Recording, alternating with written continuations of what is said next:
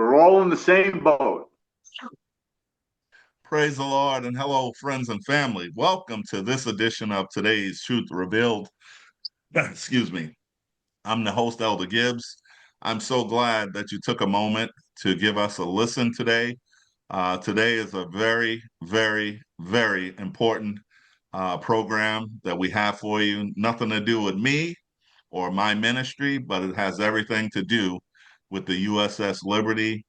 We are pleased and honored today to have one of the USS Liberty survivors of a brutal attack the day that Israel tried to perpetrate a false flag, and they failed at it by attacking an unarmed ship one day, what is it, June 8th, I'm sorry, June 8th, back in 1967. And we have one of the survivors. We're also joined by my good friend Ken from the Bronx. We call him Kenny from the Bronx. But we're both pleased to have a Liberty survivor with us tonight. Welcome, Mr. Pogler, Don Pogler. Welcome, sir. How are you? Okay, thank you. All right. So listen, so for those that may not know, can you give a little bit of history on what happened on the USS Liberty that fateful day? Just a little bit, and then I'll have Ken, he'll probably chime in with a few questions and whatnot. But it's Okay, all yours. we uh, uh, we arrived on station on the 7th, and the Israelis ran over 6 reconnaissance missions in the morning. They even admit that they had us identified as an American intelligence ship. Uh, and at 2 o'clock in the afternoon, they came out with Mirage fighters. And when the Mirage fighters left us, we had over 820 rocket and cannon holes in the top side of the ship. Um, I'm talking about holes this size. Uh, and over 5,000 machine gun hits. Then they came out with Mystere bombers and dropped napalm on us. And while we were fighting the fires from the napalm, they brought out 3 Navy torpedo boats and fired 5 torpedoes at us. And we took one 40-foot torpedo hole in the starboard side. Um, the As he said, all we had for armament was 450 caliber machine guns. You can't shoot down a jet going 600 miles an hour with a 50 caliber machine gun. And the air attack lasted around 25 minutes.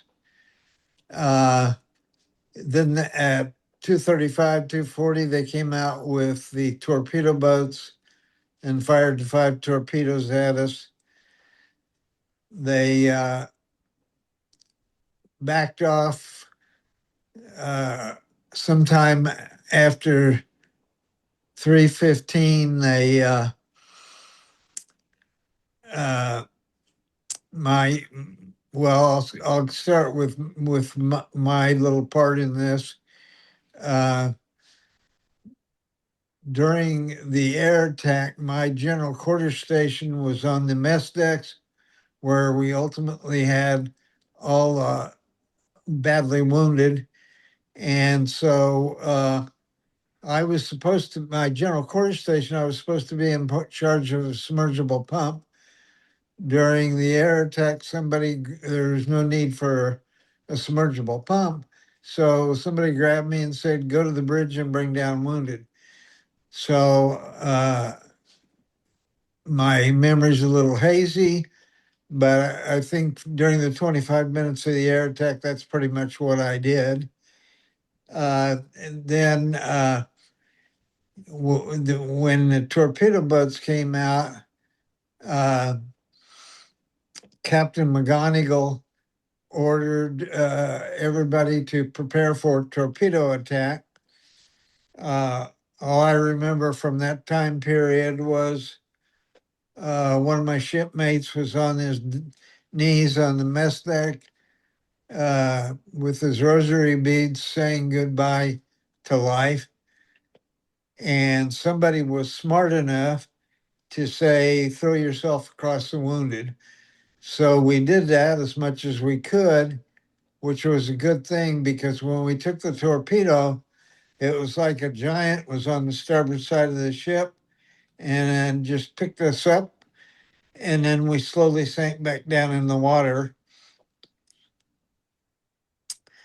And then after the torpedo, we took the torpedo, somebody told me to take the submersible pump forward because the torpedo had hit where I normally worked. I was off duty. And I got up there just in time when the officer in charge of that area was making the decision to close the hatch to make the ship watertight so we didn't sink. So I returned to the mess deck, and next thing I remember, Doc Kiefer, we had one doctor and two corpsmen uh, to take care of 208 Purple Hearts. There was 34 dead and 174 wounded out of 294 guys. And pretty much the only thing I remember from that evening was uh, that Doc Kiefer grabbed me at one point and said, lay down here.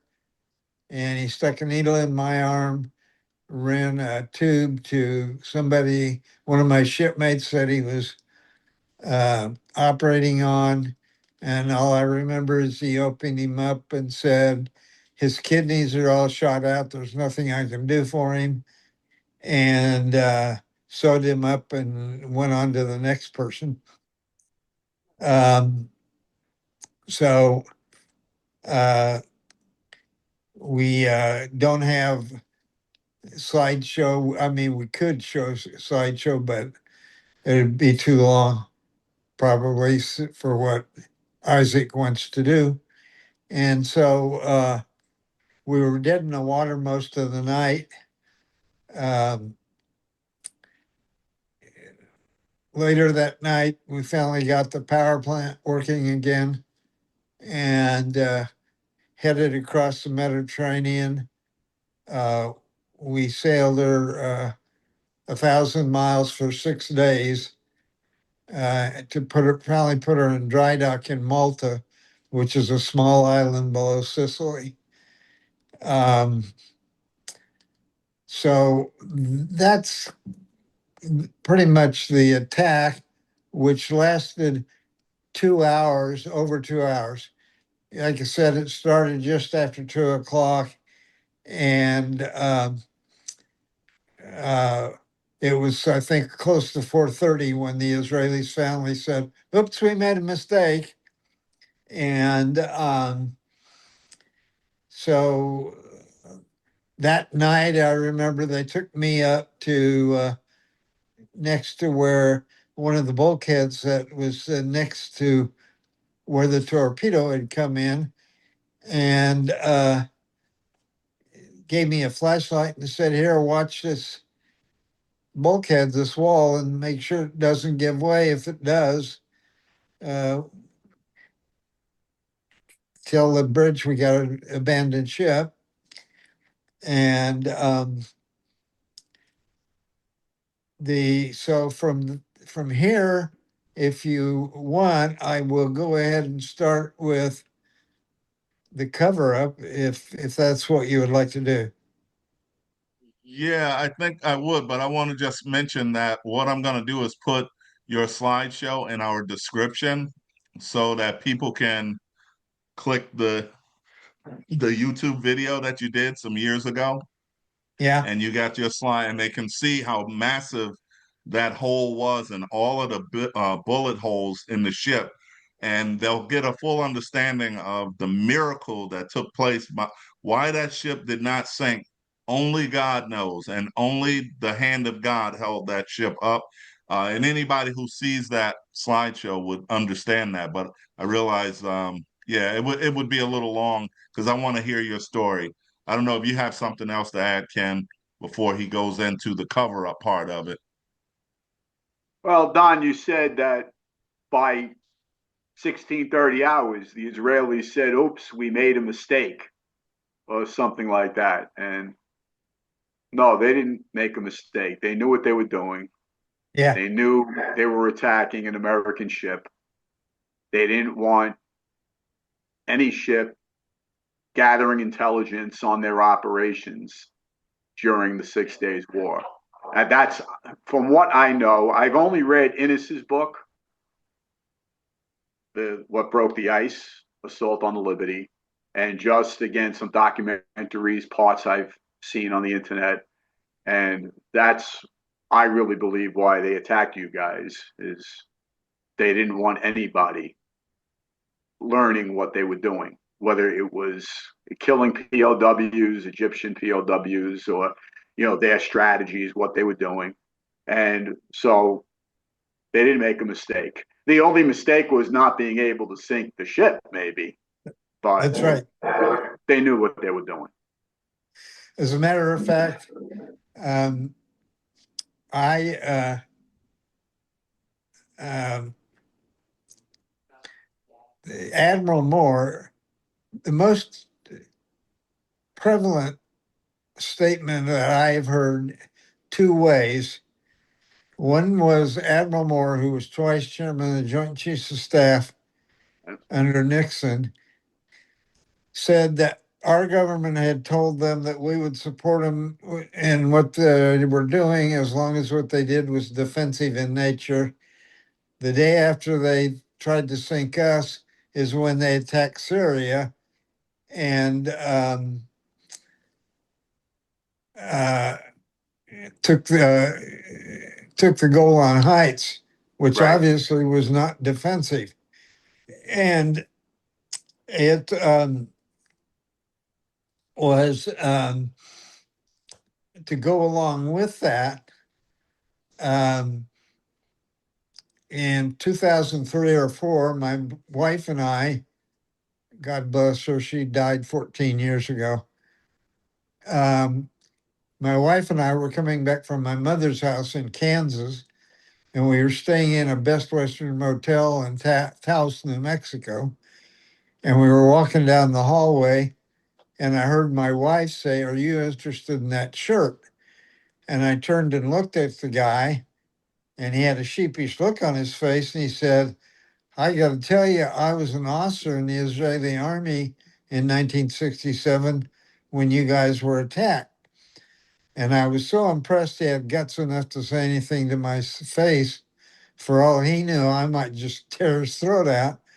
And so I told him that I always carry a hard copy of my slideshow in the car. I'll go to a car and get it. We'll meet him and his wife in the bar. And so I did, and I went through the slideshow with him. And when I got through, he looked at me and said, "I never could understand why the American government spent so much time covering this up." He said, "When the 6 Day War was over, Moshe Dayan, who was the Minister of Defense, um, briefed us, said, when he got to the Liberty, he said, we tried to take out the Liberty because we didn't want them to find out what our plans were." So that kind of verifies what Moore's supposition was. Right. That's incredible. Even the I History just want Channel to. documentary with Arthur Kent, which was, I had that on video cassette. And the old History Channel, before the Jewish Mafia, Disney took it over and turned it into Hitlery Channel. So the old History Channel, this was back in the mid 90s, and Arthur Kent narrated the documentary on the Liberty attack. And he disappeared from television not long after that when he narrated that documentary. It's like he died. And I wonder if it was his narration, which was definitely sympathetic towards the Liberty. And I remember one of the academics they interviewed, Jewish American, I forget his name, but he mentioned about the Israeli attack on Golan Heights and that Johnson did not want them to do that. And the U.S. the government, the military, the intelligence establishment didn't want an expansion of the 6 Days War. They wanted it, because anything could have happened. Russia was involved. They had their. I remember Moshe Schaefer, Don, saying that when the Liberty was getting attacked, the Russians are attacking us. You guys thought the Russians were attacking you. Yeah. And not Israelis. You didn't know who was attacking you. There were French planes, Right. not Russian planes. But so anyway, I just find that really interesting how that, just to like strengthen the case, that Diane even said that we didn't want the Americans to know that we were going to take Golan Heights, West Bank.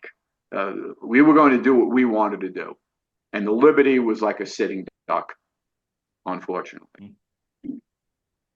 Wow. Interesting. Yeah, that's Yeah, very. and one of the things I did not say is that we were flying the flag. Our normal steaming colors was a 5 by 8 foot flag, and it got so tattered during the middle of the attack that our signalman ran up our holiday colors, which was a 7 by 13 foot flag, which is a huge flag.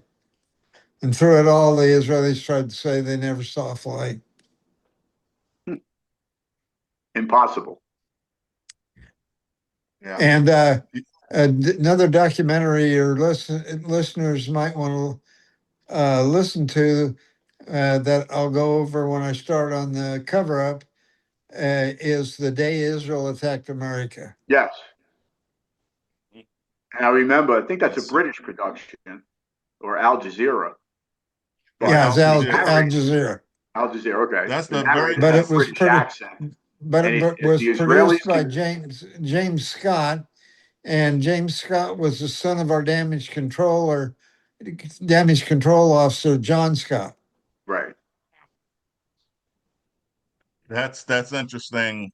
That's the first one that I saw, which hooked me to the Liberty. I'm like, you have got to be kidding me. Is this real? And then I saw all of the videos out there saying, no, it was just a mistake. That's just a bunch of conspiracy nonsense. And I'm like, how? How after you see the day the Liberty was attacked by Israel, it's no way that you think that it was an accident or anything. It's a failed false flag.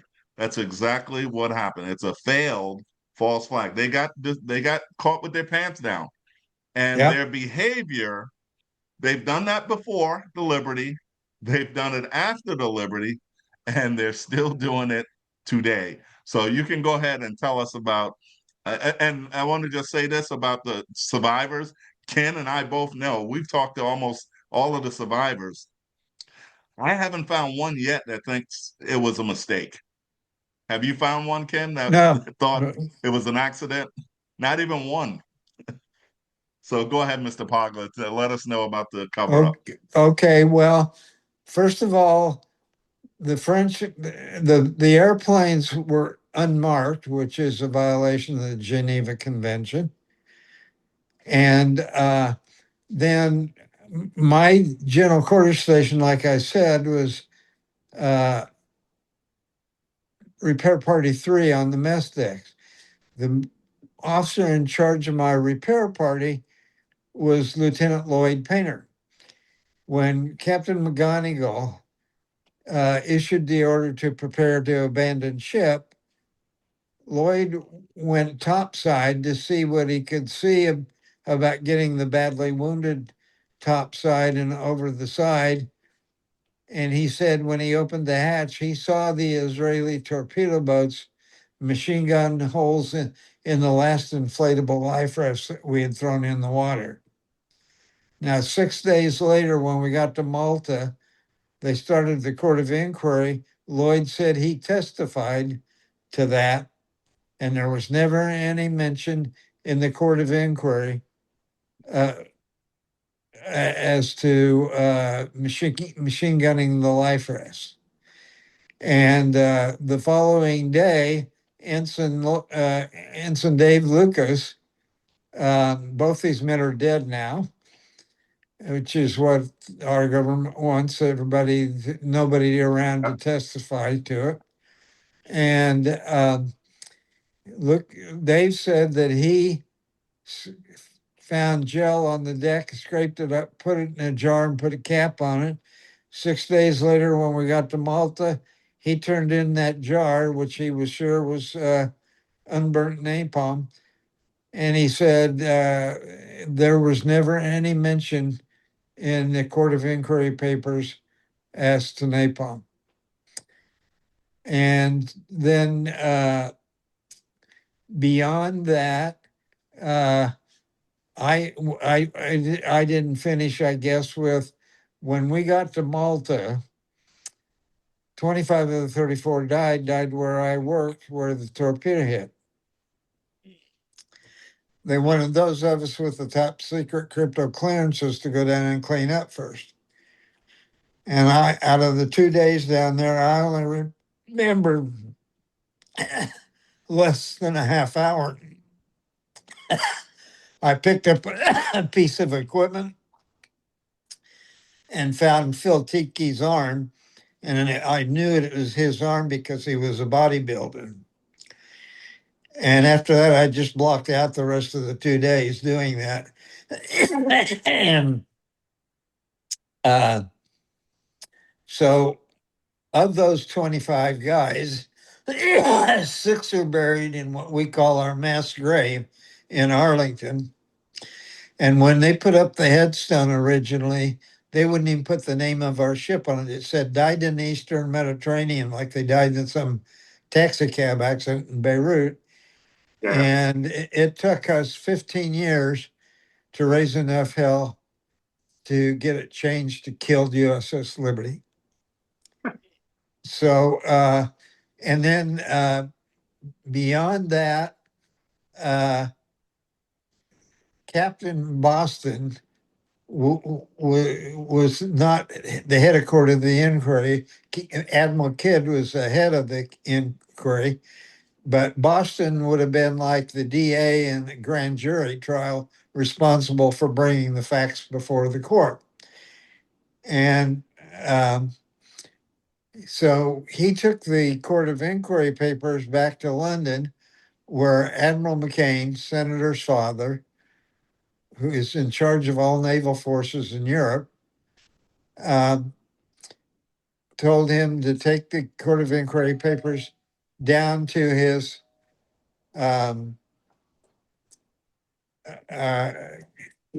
chief legal counsel, who was Captain Starring at the time. Now, Captain Starring in the 80s later became head of the Court of Inquiry. Head of the JAG in the Navy, top guy, legal guy in the Navy. But at that time, he was McCain's chief legal counsel. And Boston gave him the Court of Inquiry papers and said, Admiral McCain wants you to review these and sign off on it. And so Starring told me, he said, I started going through them and went home about midnight, got about 4 hours of sleep, came back in, started going through them again. He said about mid-morning, Boston came down and asked me if I was ready to sign off on them. And he told me, he said, I looked at Boston and said, no, there are findings in here that I don't see are supported by the facts. Boston went away, came back a little while later, picked up all the papers and said, McCain says he doesn't need your signature. So anybody that was going to question the situation was taken out of the loop. So that's one of the major parts of the cover up. Another, I mean, I could probably go on for a couple hours with cover up stuff, but another one of the uh, cover up was General Marshall Carter was the director of the NSA at the time, Naval Security Agency, National Security Agency. And he said that he was called before Congress the following day and asked whether he felt it was deliberate or a mistake. And he said, I told him it couldn't have been anything but deliberate. And he said that was no sooner out of my mouth, but what Secretary Vance from the White House jumped up and said, well, that's premature. So, and I I did 8 years of research with a Jewish oral surgeon who was very upset about the liberty. Dr. Bob and I got a NSA interview with Marshall Carter in the 80s. I think it was just short of 400 pages long. And that's where you can find his statement about saying that it couldn't have been anything but deliberate. So those are just some of the cover up stories. Wow. Wow, Among many. that's very go ahead. Go ahead, Ken. I'm sorry. Now, among many cover-up stories. There are so many, it's hard to keep track of them all. Yeah. Well, in your opinion, Mr. Pogler, what was it really all about? I mean, what's the opinion of most of the survivors? What were they trying to really accomplish? I know they were trying to sink and kill, just like our Congress and everybody since they're waiting for you guys to die. So this story will just die, just like Yeah. they waited for that ship to sink and just die. They wish it would just go away, but it's not going to go away because guys like Ken and myself, even if every last one of the survivors are gone, we're going to stand here and talk about the liberty every year or at least a couple times a year to bring mention to it, to bring awareness to it, so that people for general American history, that's what it's about. American history, it's a part of our history. We have to acknowledge ugly parts of our history, the good, the bad, the ugly. We have to acknowledge it all. And just because we were at war with Britain, I'm sorry, I'm on a soapbox now. We were at war with Britain at one time, and at one time we became allies. Tell the truth about this. Tell the truth about this nation of Israel and what and it was in cahoots with the American government and through blackmail, payoff, whatever it was. Tell the truth. So that's my little soapbox moment. I'll get off of that. You want to add anything, Ken? I'm sorry. I get a little That's emotional all now. right. Hey, you're the host. I'm sure not. We're all united mainly in the cause, like it is stated in the statement of purpose in every issue of Liberty News. And what's the purpose of Liberty Veterans Association, of the survivors and their wives and their families and their supporters? To keep the story of what happened on that day of infamy alive, and I'm paraphrasing from the actual statement of purpose, but to keep the story of what happened alive and to let the American people know what happened, the truth of what happened that day. And we've come across what happened that day, Zach, other Americans in various ways. I'll never forget when I first learned of it. And it was late 70s, I believe. I don't know, Zach, if you were at the reunion when I mentioned this, when I was giving the presentation. And Yeah, I think I was. it's a local talk show host, Bob Grant. And he went syndication later. But so I was just moving around in the house doing something. And it was on in another room. Maybe my mom was listening to him. So Jim Innes, one of the survivors who broke the ice with his book, Assault on the Liberty, he was being interviewed by Bob Grant. That wasn't his real name. His real name was Gigante. So he was a Navy vet himself in the 50s and basically conservative, but very, very pro-Israel and pro-Jewish in general.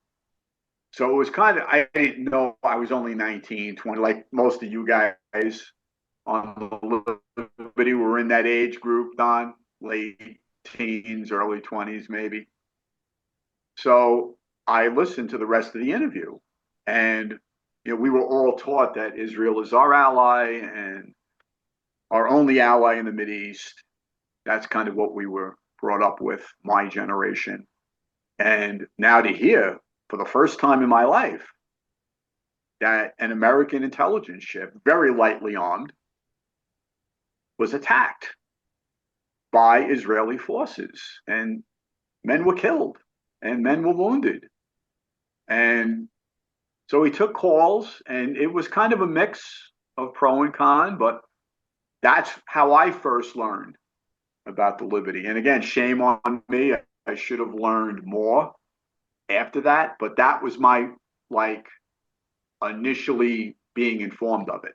And that, again, is, Don, I think most of your mates would agree. Well, we want more of what happened that day to be known. And that, like you said, Zach, the powers that be, political powers that be, the military powers that be, the intelligence powers that be, but mainly the political and the military, they want the Liberty to effectively be sunk. The memory of what happened that day, the survivors waiting for them to pass, but we have to do our part. This was not just an attack on the Liberty. Yes, it was primarily an attack on the Liberty, but it was an attack on America. If they did it then, the same kind of fanatics, the government now in Israel, I think they're worse. Yes. Netanyahu and this gang, they're worse than those running Israel's government. I think worse than Dayan, as bad as he was. So there's a lot of relevance to today with what happened on June 8th, 67. And that's another reason why we need to keep it alive. So however we first learned about it, now there are so many more ways to learn about USS Liberty and what happened. Then in the late 70s, we had what? Radio and broadcast television and the newspapers. But so now we have the internet. We can access foreign news sources. Al Jazeera with their documentary, The Day Israel Attacked America, and especially the younger generation. They're more social media active, and they're accessing more alternative sites like Today's Truth Revealed and Al Jazeera, and even Israeli sources. Some Israeli sources, they might not cite the Liberty in general, but they'll be critical, like of Israeli operations in Gaza. So we're not kind of limited to kind of a monolithic media establishment, and we have access to other sources of news, history, and commentary now. Like we all have our differences of opinion on maybe what exactly was the motive. Like Phil Torney believes that it was an attempt to start World War III, maybe the attack on the Liberty. I don't think so. It could be, but the main thing is to get the truth out about what happened that day. And notice Trump, he's been president, king, for what, going on 6 years. He hasn't said one word about the Liberty. And Don, why do you think is the reason why Trump hasn't said a word, even after Bryce Lockwood put a Challenger coin in his hand and urged him to remember USS Liberty? Why do you think Trump hasn't cited the Liberty at all? Well, he's obviously very pro-Israel, very pro-Netanyahu. So, right. And don't ask me to explain that. I can't. The I would throw my little I 2 cents in. Well, I will. Larry Bowen. When I asked Larry Bowen, guys, at the last reunion of the one before, I mean, we didn't make this one. Uh, one of the recent ones. It was in Norfolk, I think. Why do you think? And he looked at me and he said, Jared Kushner. So this is when Trump was president the first time, when Yeah. Kushner was basically his co-president. And maybe this came up, what should you do about the liberty? And Jared, his son-in-law, and then co-president, I firmly believe, must have said, just ignore it. The anti-Semites out there, they're behind the liberty reunions and all of that. So Trump maybe healed, or Kushner may very well have been running his presidency the first time around. So I think there's a lot of and validity to that. I just did, and I think I sent the link to Isaac. I just did the radio show on KPFK radio here in LA. It's called Middle East in Focus. And the lady who hosts the show is Jewish. She's very big in Jewish Voice for Peace. So to label us anti-Semitic is just a way to try and skate out on the thing. Right. That's a These people. secret.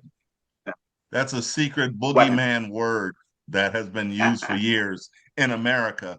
And in Europe, through Michael Hoffman's book, Michael Hoffman knows more about Jewish culture than anybody in America, in my opinion. And he says, in Europe, they use the Holocaust. That's the boogeyman word in any European country. The boogeyman word in America is you're an anti-Semitic.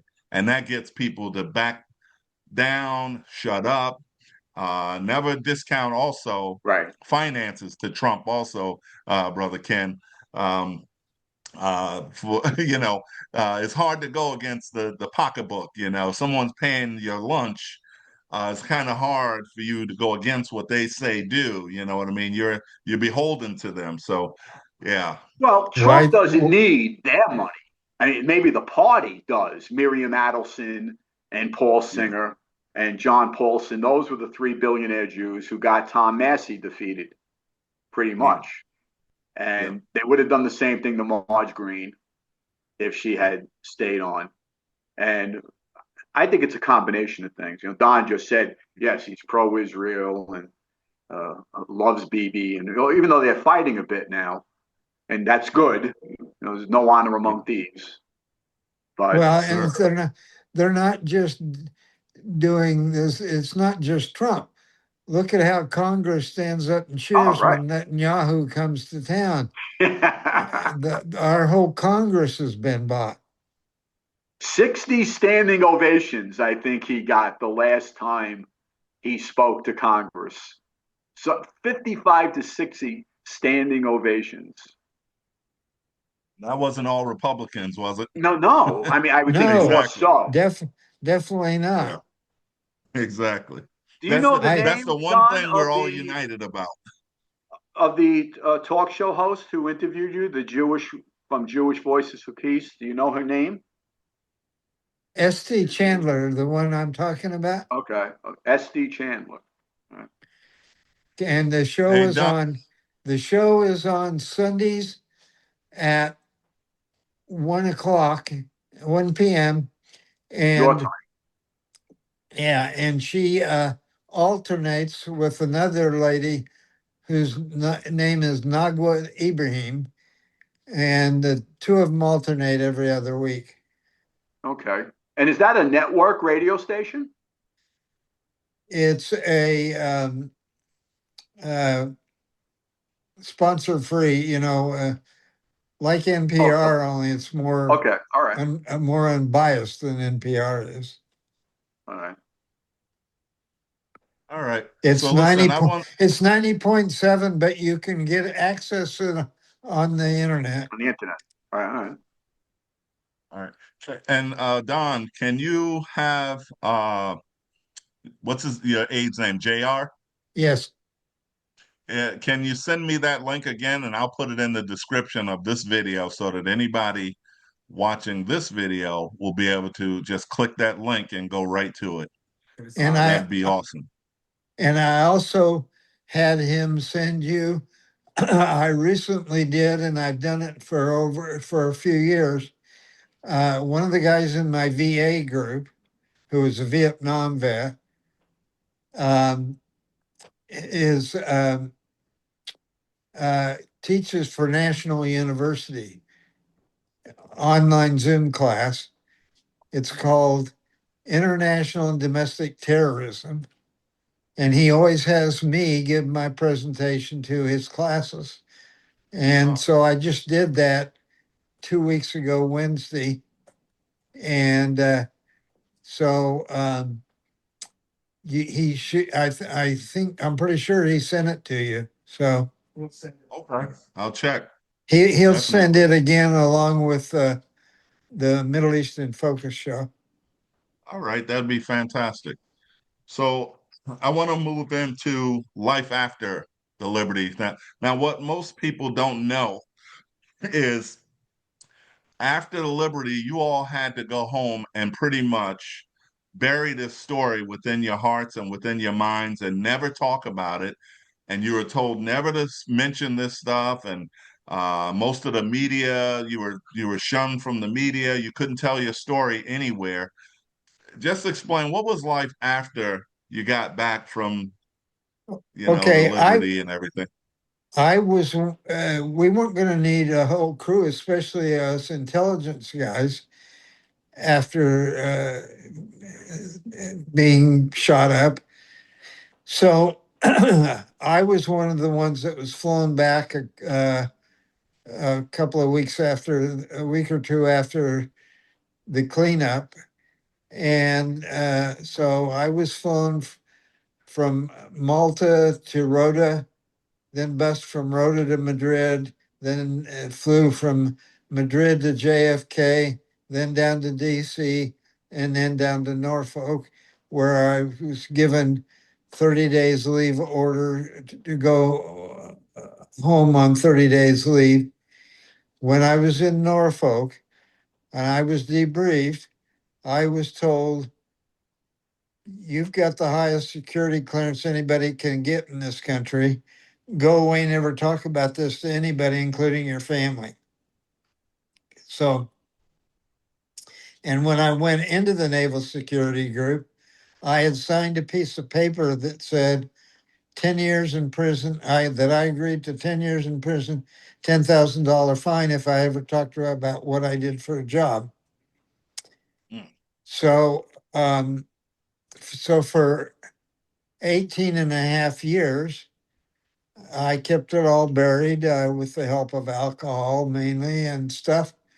And then I got to where I just couldn't live that way anymore, and ended up in post-traumatic stress disorder therapy. And but the reason I ended up there was the end of 1985. I started losing my vision. I couldn't see the center stripe in the road anymore when I was driving down the road. And I ended up in a doctor's office.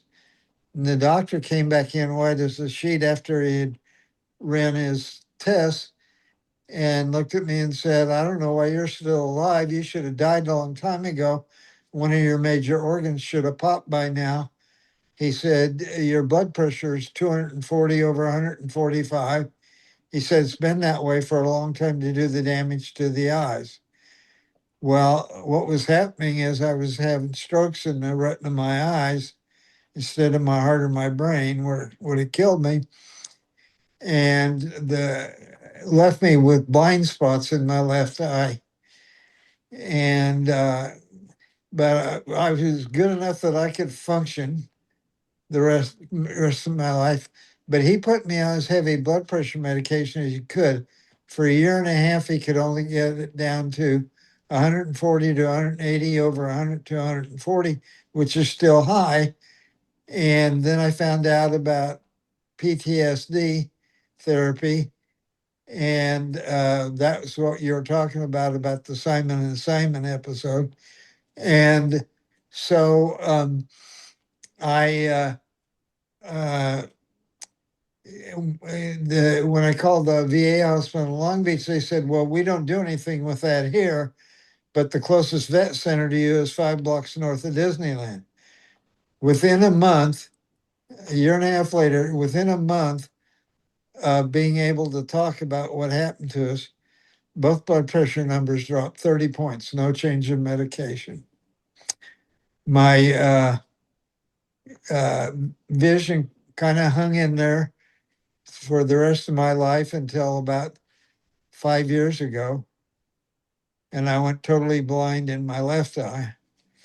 And then this last year, I ended up in the hospital with a very bad bladder infection and lost the vision in the other eye.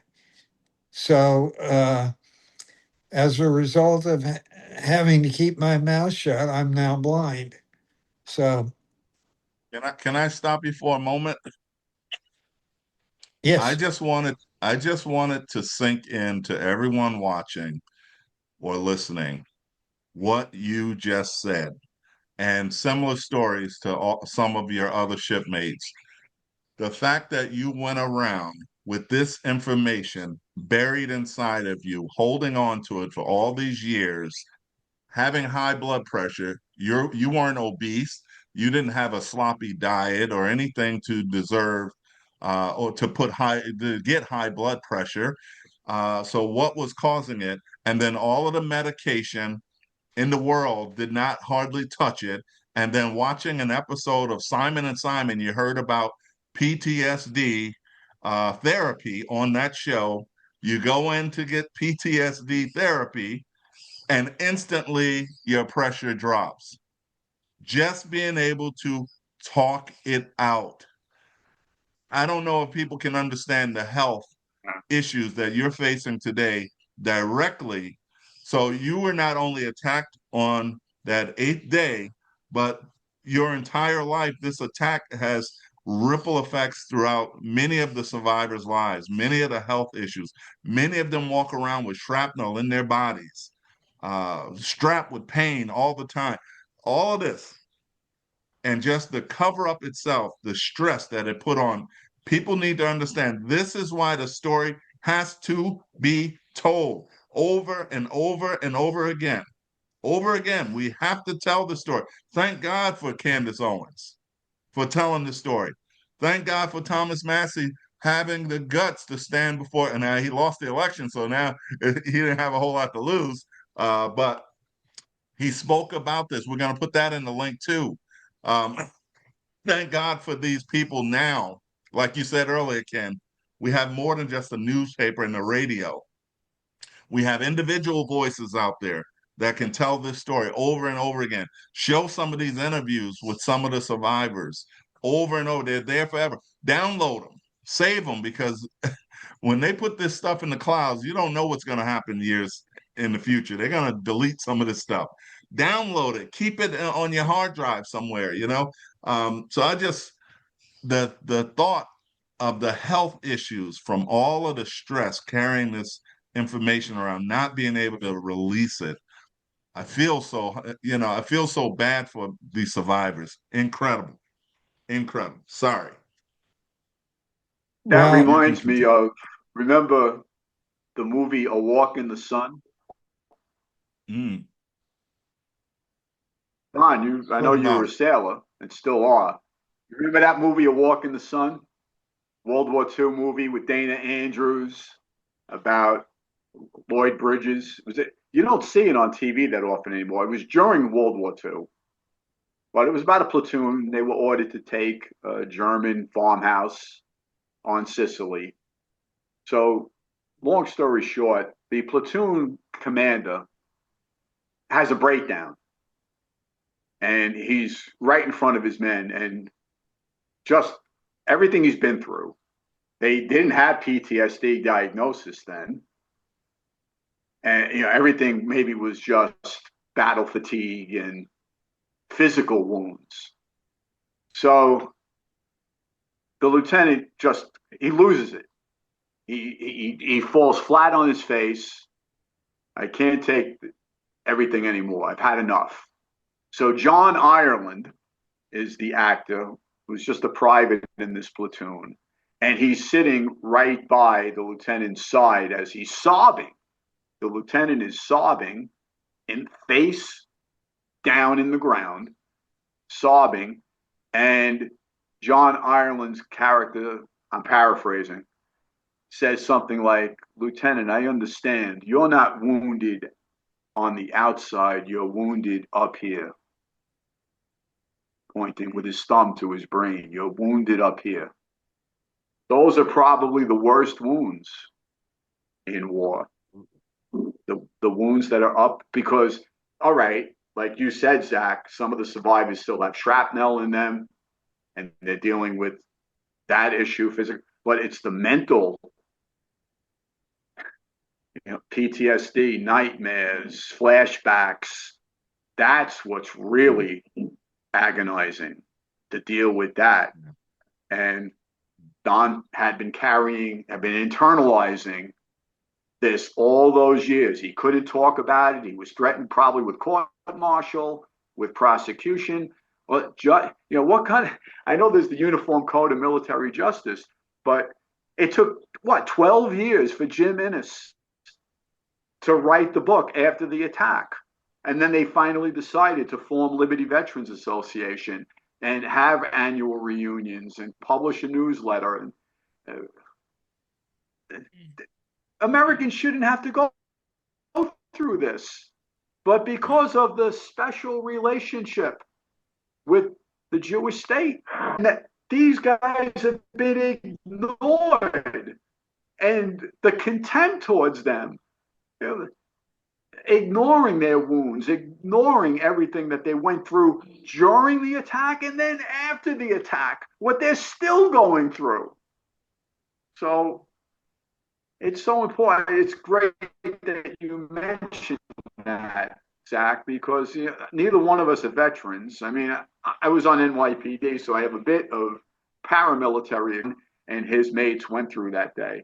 It's impossible. But at least we can give them the recognition that they've long deserved. I'll share a little something, but I wanted to ask you, have you ever seen the movie The Best Years of Our Lives? That's a very good Yes. World War II PTSD movie. But to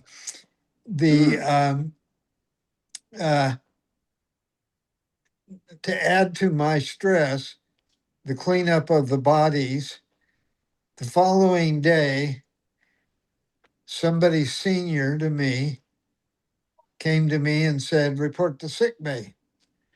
And I said, why? I'm not hurt that bad.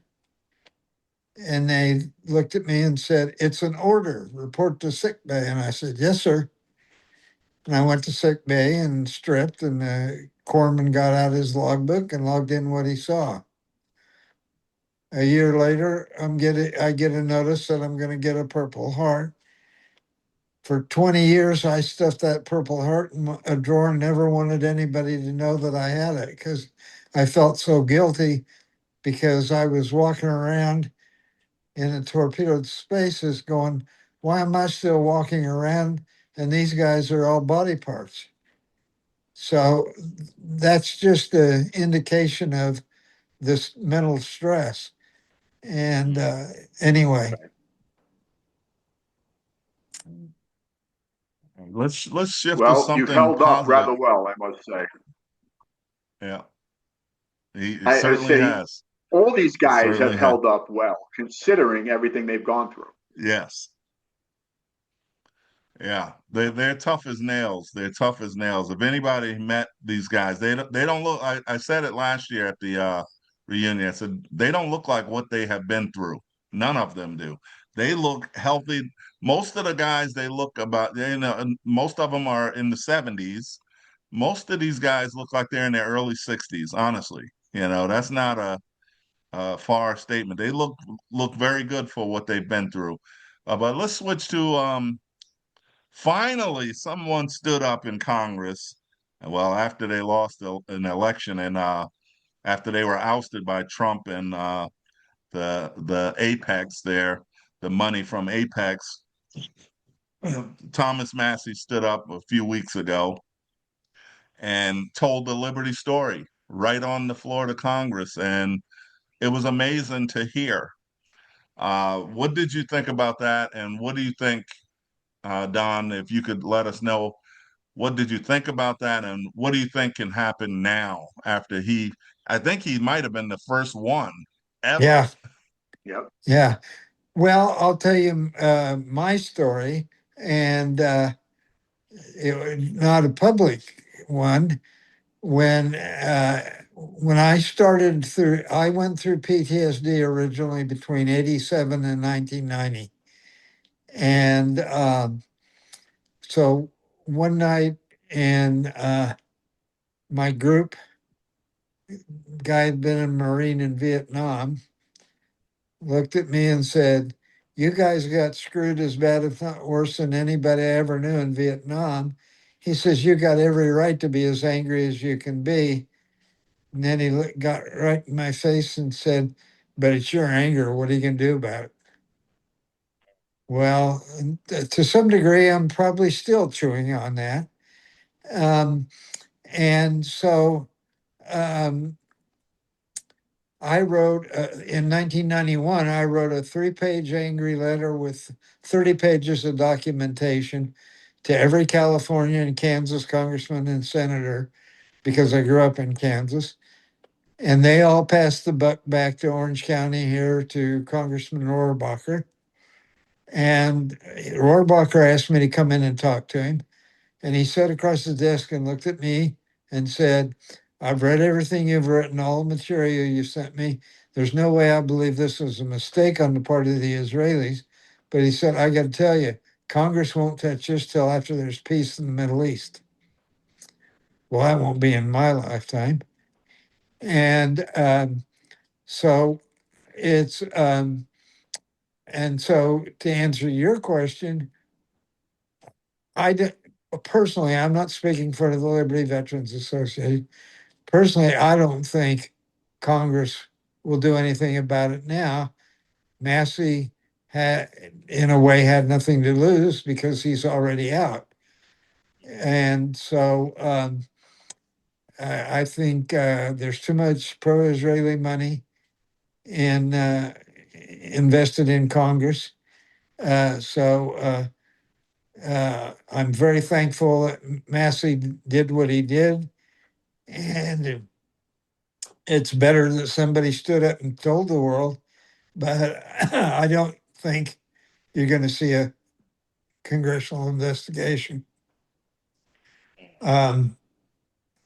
If well, I guess I'll stop at that. Well, Well, let's hope you're I wrong hope because that, Christ go said, ahead. with God, all Yes. things are possible. With God, all things are Hmm. possible.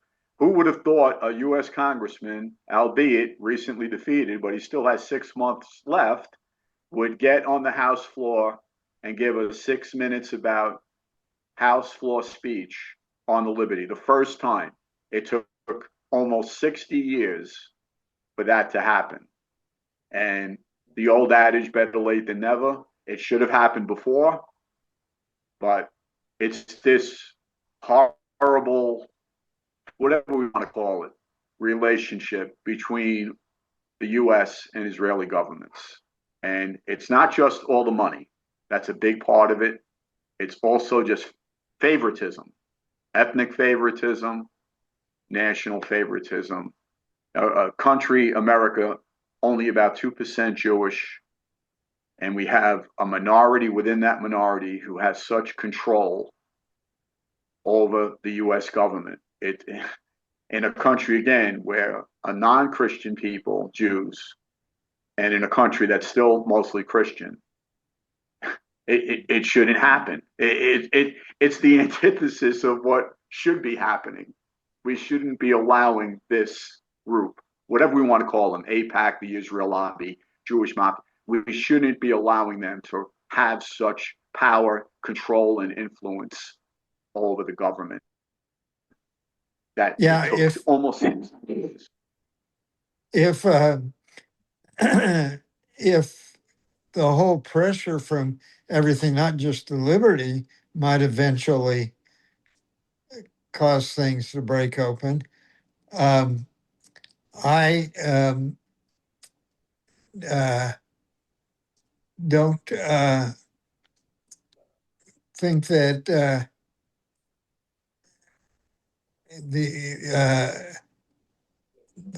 well, I had lost my train of thought. I'm not sure what I was going to say. I'm sorry. About things breaking open, that Congress may not do it, but it may be other areas of. Yeah. Um, yeah, that's what I mean.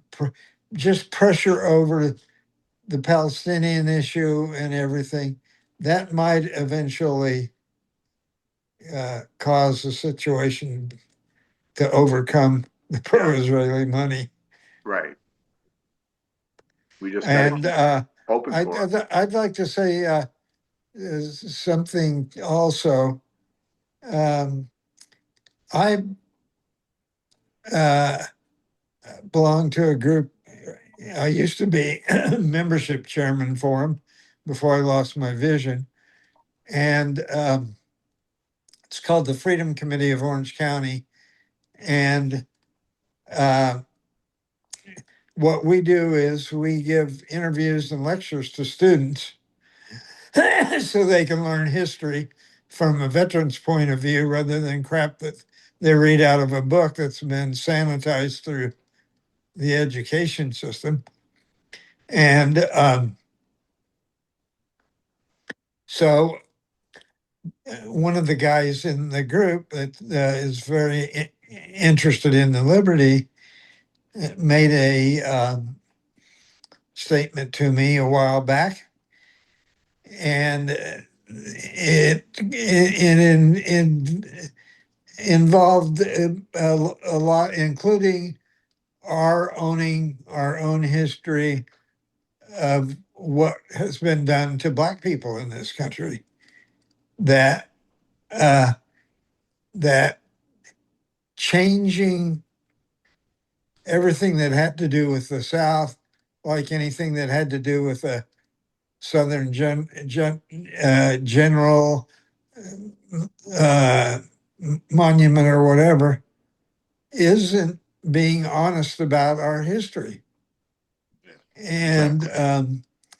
So, and the only way we're ever going to get on, I mean, just now I listen to World War II stories a lot of times at night, and all the stuff about what the blacks did during World War II, 761 Tank Division, the ladies that handled the mail, uh, Yes. all these stories that have been swept under the rug. Um, so, I just, we just need to get honest about who we are, Exactly. not try to cover it up or uh, change it. It is what Yeah. it is. Yeah.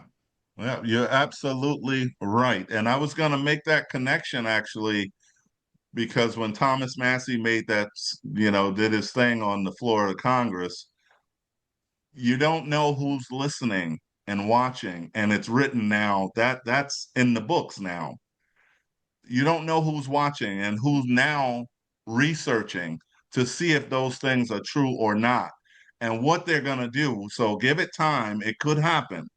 People, and just like we thought, you bring up Black history there, we thought that this story, this fictitious story that the government purposely gave men of Tuskegee syphilis way back when, That was like a conspiracy theory also for years and years. And then years and years later, it was a 40-year program. Years and years later, President Clinton apologized on behalf of the United States government, proving that it was actually a true thing. So you don't know what's in store in the when it's going to future. come Like out. you said, we need to be real with history and not whatever happened, just tell the truth. Whoever did it, tell the truth. Who are the culprits? What happened? Just tell the truth. You know, American people are not stupid. They understand that we're none of us are perfect. So we're not looking for perfection in history. We just want the truth. Right. And that's what we hope to get by you sharing your story here today. But we're running out of time, and I only told you an hour, so we're past that. So, any closing remarks from anybody? And then I got to Well, let just you to all go. follow up, Zach, on what you just said, image is a big thing with big government. And another reason why they're covering up the attack on the Liberty, the US government, is because, well, we have this image that we would not do something like order fighter planes recalled when one of our ships is under attack. We would never do that. No president would even think about doing that and letting Americans get attacked and shot at, and their ship, the attempt obviously to sink it with every man on board dead. We would never do that. The Israelis would never do that. They would never. They're our ally. This is the image that they've created over all these years. And so, if the truth of what happened on June 8th, 67 gets out, that image now, and other things like Tuskegee, whatever. And well, now governments do wrong, including the US government. Government isn't God. Yes, When the people exactly. in government are right, support them. But when they're not Mm-hmm. right, like with the Liberty, then they must be opposed. So Yes. image is also a big thing about the cover up of the Liberty. Amen. Absolutely. Any closing remarks, Don? No, just I'm so thankful that you guys are doing what you're doing. Um, and I appreciate it. And every little bit helps.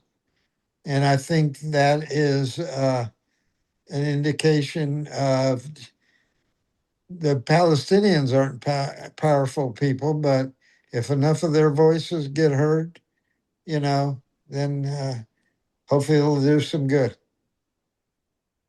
Man. Well, to piggyback off of what you just said and to tie it in with Ken, the whole thing about the cover up of the Liberty and other cover ups, if you expose one thing, then it's not so hard to believe some other things. And that's the Right. problem. It's like if you expose what happened to the Liberty, then some of the other stuff will be believable to the general public. Right. Right now, it's unbelievable because they're our friends. And like Ken said, the image, clean, squeaky clean. But we're going to keep sending the message out there until the day that the government recognizes the day that the USS Liberty was attacked, unprovoked attack by the the Israeli government and all those that were involved. All of those names need to come up.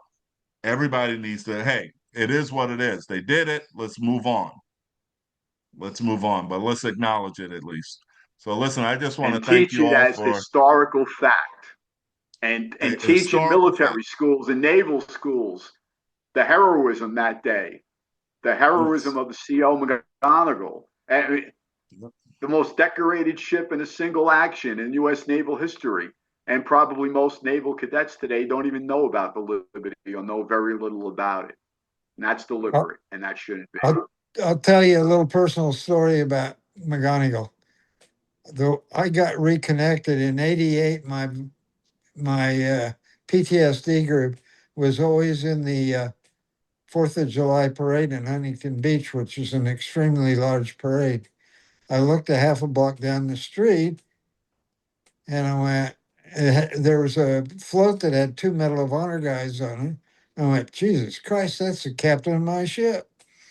So I walked down the street and said, Captain McGonigal, I was on the Liberty with you. That's when I found out he had retired in Palm Springs. So my wife and I used to go out and have breakfast or lunch with him about 3 times a year. And he was telling me one time that uh, probably in the 90s, he was maybe late 80s or 90s, he was taking a shower and he looked at the bottom of the bathtub and there was blood there. He asked his wife to come in and take a look at the back of him, and he had shrapnel that had been lodged in his back for over 15 years. And so just an example of you know, other people that continued to suffer. Yeah, absolutely. Well, we I certainly didn't know thank he was you. wounded. Yeah, I know. That's Oh, the first time yeah, hearing that. yeah. They said he was. They had to use a belt to put a tourniquet on his leg because he was injured so badly. Oh, wow, incredible. Well, one And one still last kept the ship injury to afloat.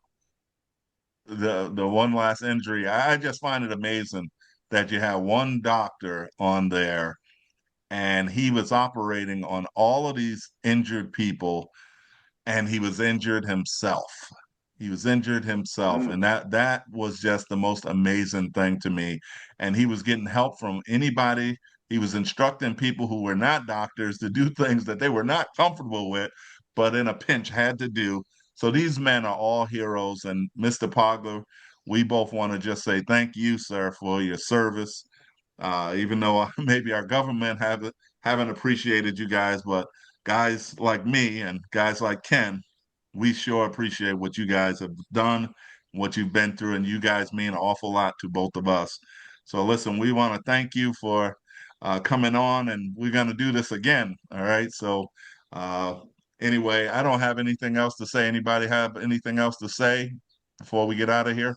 Well, what you just said about everything that occurred that day, wouldn't it make an outstanding Hollywood movie? That would be Absolutely. a big, big hit in America. And not only does Washington, D.C. want us to forget, Hollywood wants us to forget about, not even think about the Liberty, but definitely a movie could be made about what happened on June 8th, 67. And again, that's part of the cover up too. Absolutely. That's what I'm saying. That what Thomas Massey did, you don't know whose ears heard it and what maybe some kid in school somewhere Right? writing the notes down and doing some research on what that kid may Oh yeah. become. You don't know. Good So point. we'll be praying for that situation. I'm not a film writer or a writer or a filmmaker or anything. You're certainly right. It would make an awesome film. Awesome. But listen, I've got to run, so I thank you both. And Mr. Pogler, thank you so much, and God bless you. And it was certainly nice to hear your voice and your spirit. You're in better spirits than you were a year ago, and I thank God for you. So let's keep in touch. And if you all are okay, I'm going to end the session. And thank you guys for tuning in. God bless you all, and remember, stay in the battle. Okay. Thanks, Don. God bless. Thanks, Zach. Thank you.